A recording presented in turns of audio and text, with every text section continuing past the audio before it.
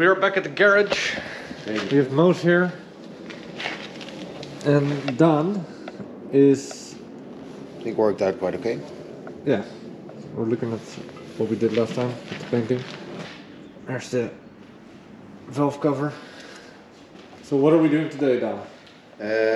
Well, let's see if we can reassemble the brakes and get this old thing moving. How long has it been since you drove this car? Half September? Something like that. Yeah, quite long. Daan. Let's get to what? Oh, what's later? The song. Kiki-Pichi.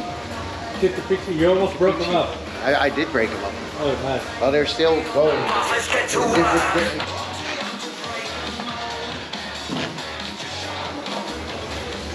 We took a quick trip to the hardware store.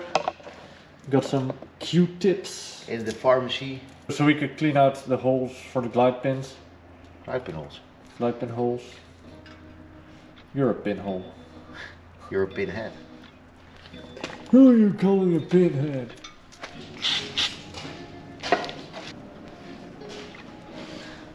Yeah, so cleaning that was definitely needed.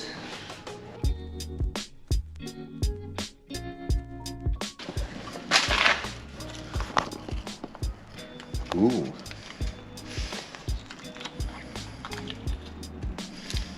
Ah. Ooh. Wow. Ah. Ooh. Ah. Wow. Ooh.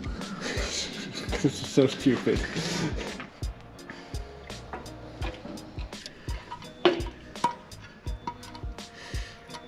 So we're working on the glide pin holes and we're cleaning them, but there is apparently something stuck in this one. Painter's tape probably, but can't get it.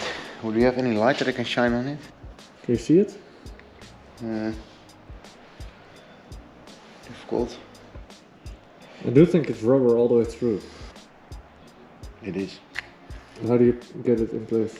You can compress this through it probably. That's the only way it could work. Let me just try this. Oh, the thing we bought specifically for this. Yeah, but I haven't used it. Use the Q-tip.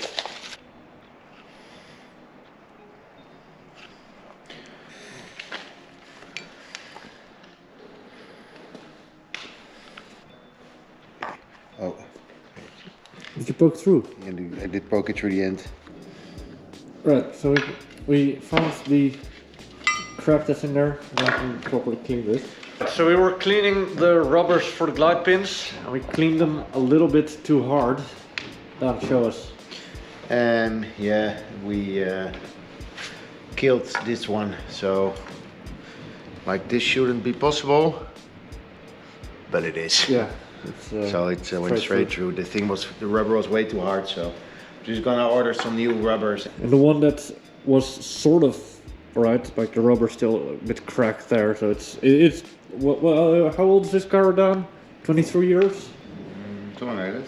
So it's old, stuff needs replacing, so we're just gonna order new rubbers. So I guess that's gonna be it for today, right? Yeah, I think so. Well, still we made some progress. Now we at least know what is broken. Alright guys, see you in the next bit. Alright, we're back at the garage, but we're not at the garage, we're at the place that has the coffee maker. And apparently it blew out a fuse, so we had to fix it. What's going on? So I pressed this and then everything went to shit. Oh, you broke it again. I guess the coffee machine is broken, which Maybe is... you should try using the coffee maker without the light on. Yeah, that's really gonna help. That's 1 ampere thing, 1.0.3. I don't know. Okay, so no coffee, I guess. F it. Okay, let's go. Okay, the Subaru isn't here because things are happening. But Dan has bought new parts. Yeah. You already have head filters. I think so, but now I have more. These are the most important parts. I bought an extra one just to be sure. I think it comes with lubricant or something. I think we're like €5, so I think if one of the rubbers snaps again, let's make sure we have an additional one, right? Yeah. They're actually flexible. yeah. And then bolts. Which are not crusty. So we're trying to get the rubbers back in. You're doing it from the other side. Yeah, that's how it needs to be. Other side's not possible, I think, because the cap is too hard.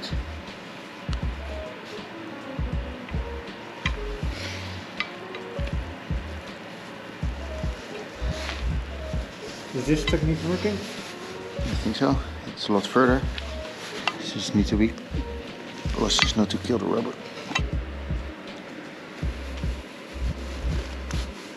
Look what we have here. Oh, because this push and pull technique. Yeah, but you need to get it through for that first. Hey, and we're doing the rubbers. And Jim is useless. I've literally done all the rubbers. So Jim, I hope you're gonna be useful next week. Definitely not. Something cold. How do you know which day we're doing this? Yeah. It's Christmas morning. Yeah. I think our little heater back there is doing fuck all. You have the literal worst heater in the world. Yeah. Yeah, well, you assembled it in like video number 2.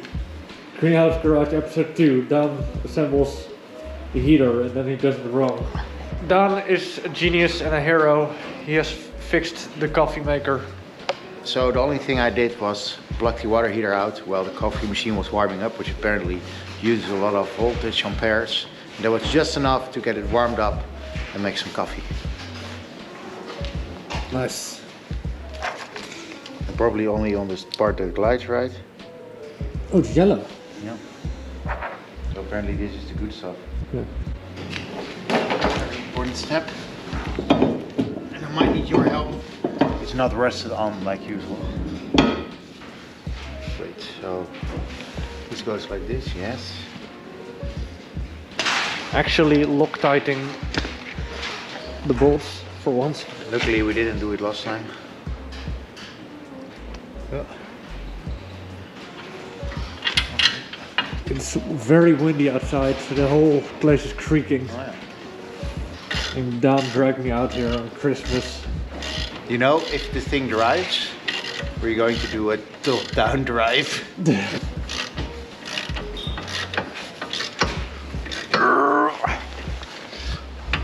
Right. Don't overdo it. That's it. Yep. Okay, now we need the pins. Okay, hold this one.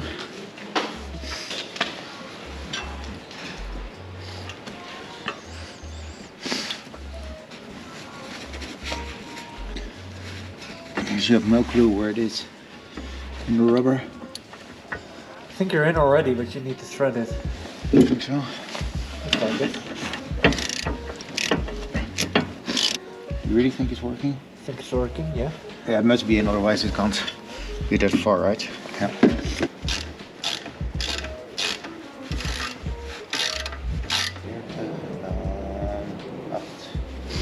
How many pound-feet of torque? Torx feet of light beers. That's it. Okay. Are we going to be able to do this without torquing? Oh, no, not this one. Oh wait, we can angle it. Can you turn the steering wheel?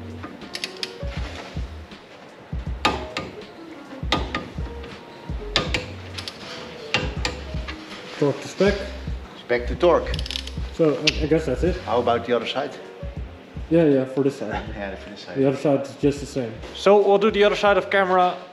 Alright, brakes are on after lots of fiddling with the brake pads. Eggs are in the oven. Yeah.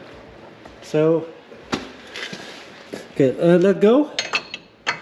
So they turn, and if Daan presses in, they don't turn. So the brakes do brake stuff, Brake stuff. which is good. Yeah. So now, I guess Valvecover gets good again. Let's first clean that one. so we're cleaning it up a bit. Daan has cut himself somehow. The valve cover is pretty clean now on the outside. So now we're lowering the car so we can reach in a bit more easily. After lots of profanity from Daan, we finally managed to actually lower the car. That was a bit annoying. Okay. It's also something stuck here, right? Oh, no. Or is it not stuck to this?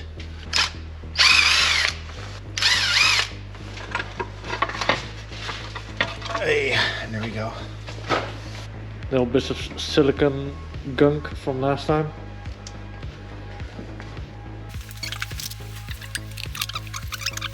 That is extremely bright in there. It does look kind of cool. Where's the old one? You just dumped it in the middle of the workbench, just like you just dumped everything in the middle of the workbench, Dan. And then immediately forget I cleaned this whole thing like... Oh, you didn't clean this one? No, I cleaned the whole workbench. Look at it now.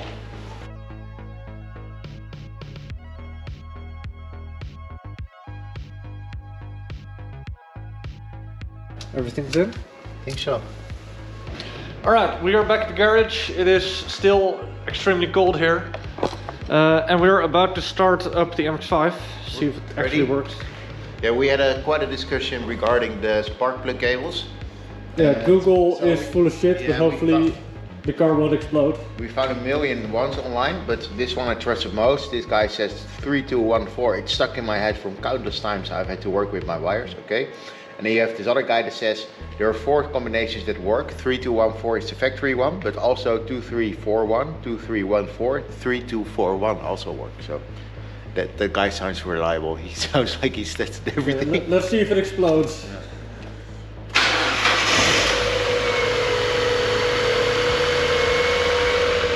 Sounds fine.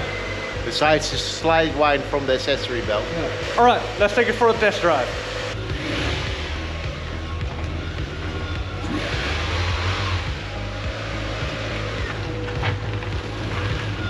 So, first couple of meters, you haven't died? No, and it still sounds like a car, so that's... That's good.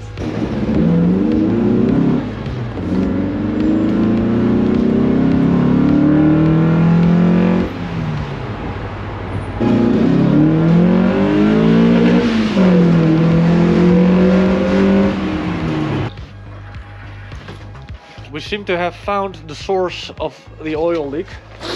At least it's on the back there. It's really oily there. Yeah, there's just a puddle of oil, and that wasn't there before. It doesn't look like it comes from here, right? Or does it come from the back? Yeah, because it's also a bit oilier on the top, right? That's what I'm a bit worried about. Doesn't seem to be coming from the valve cover, but I don't know. Done? So we've most likely found the culprit. It's probably the cam angle sensor. Camshaft sensor. Camshaft sensor. Which is quite okay. It would have been better if it was a valve cover gasket, but we already suspected that wasn't the case because it still looked really fresh once we replaced it. So that has like an O-ring also on it, and that wears out after 15 to 20 years. Well, this car is 23 years old, so checks out. It should be a relatively easy fix to do. But we all know how easy fixes are on this channel. Especially in relation to crankshaft seals. So we were just off camera doing like oil battery on the Aguila, which is kind of boring, so we were doing it off camera, but I gotta show you this. So some genius at Opel or Suzuki decided that, you know what, let's make it so that if you go over a bump real hard, the first thing you hit is the oil filter. Look at that. That's just barely holding on. But you must have absolutely sent it over some speed bumps. Well, the thing is, the suspension is so soft and it's so low because it's in 14s instead of 15s that speed bumps you don't expect to hit anything on. Even if you go real slow, you hit it real hard. Let's see if we can get this abomination off. Okay, so we were emptying the thing and apparently put them in one that's already completely full. Yeah, so I can pinch this. Okay. Oh no. Oh, down. What are you doing? I'm pinching this. Oh, he did it. Oh, I spilled a lot. Oh yeah. It could be worse. Okay, Dan, why did you grab a full? I didn't think it was full. It definitely was full. It's oil to the fucking brim. It can be fucking full. It can't be. Look at the floor. Dan.